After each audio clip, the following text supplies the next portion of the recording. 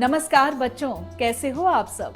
बच्चों, एक बात ध्यान रखना, हमेशा दिल लगाकर पढ़ना, खूब मेहनत करना और हाँ, जरूरतमंदों की मदद भी करना। ये बातें आपको जिंदगी में आगे लेकर जाती हैं।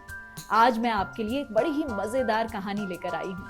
बच्चों, सोचो, अगर कोई मुसीबत में है लेकिन आप उसे जानते भी नहीं हैं, तो क्या आप उसकी मदद करेंगे? और अगर आप ऐसा करेंगे तो आपको क्या मिलेगा? बच्चों, आज ये स्टोरी आपको एक बहुत बड़ी सीख देगी। तो चलो शुरू करते हैं कहानी। ध्यान से सुनना। भाई, बहुत पुरानी बात है। सोमपुरा के जंगलों में नदी किनारे एक पेड़ पर एक कबूतर रहता था। एक दिन की बात है, एक मधुमक्खी उस पेड़ के करीब से गुजर रही थी। अचानक वो मधुमक्खी नदी में जा गई। उसके पंख गीले हो गए। निकलने की उसने बहुत कोशिश की, लेकिन पंख गीले होने की वजह से वो नदी से नहीं निकल सकी।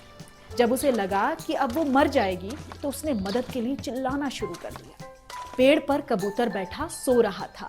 उसकी आंख खुल गई। उसने मधुमक्खी को पानी में तड़पते देखा, तो वो फौरन उड़कर पेड़ से नीचे आया। कबूतर ने मधुमक्खी को बचाने के लिए एक तरकीब सोची।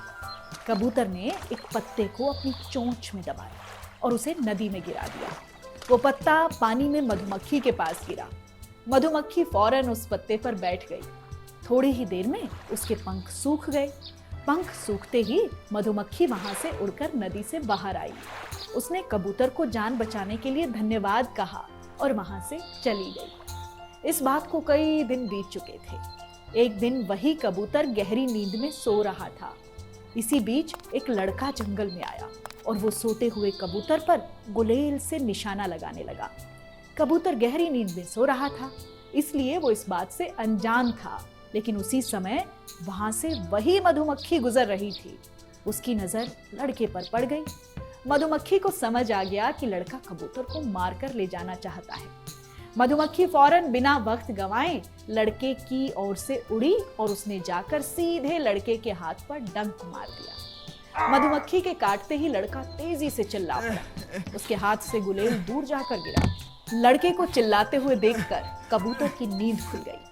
कबूतर ने लड़के के हाथ पर मधुमक्खी का डंक और गुलेल को देखा, तो वो समझ गया कि लड़का उसे मारने आया था और मधुमक्खी ने उसकी जान बचाई है। मधुमक्खी दोबारा लड़के की ओर बढ़ी तो लड़का वहां से भाग गया। कबूतर ने मधुमक्खी को जान बचाने के लिए धन्यवाद बोला और दोनों जंगल में अच्छे दोस्तों की तरह रहने लगे। दोनों की दोस्ती की चर्चा भी जंगल में खूब होने लगी। तो बच्चों, कैसी लगी आपको ये कहानी? थी ना मजेदार? अब बताओ कि ये कहानी हमें क्या सीख देती है? इस कहानी से हमें सीख मिलती है कि हमें मुसीबत में फंसे लोगों की मदद जरूर करनी चाहिए। अगर हम दूसरों की मदद करते हैं तो वक्त आने पर हमें उसके अच्छे परिणाम जरूर मिलते हैं। समझ गए ना बच्चों? तो अब मैं चलती हूँ, अगली बार फिर आऊंगी एक नई और मजेदार कहानी लेकर। तब तक के लिए नमस्कार।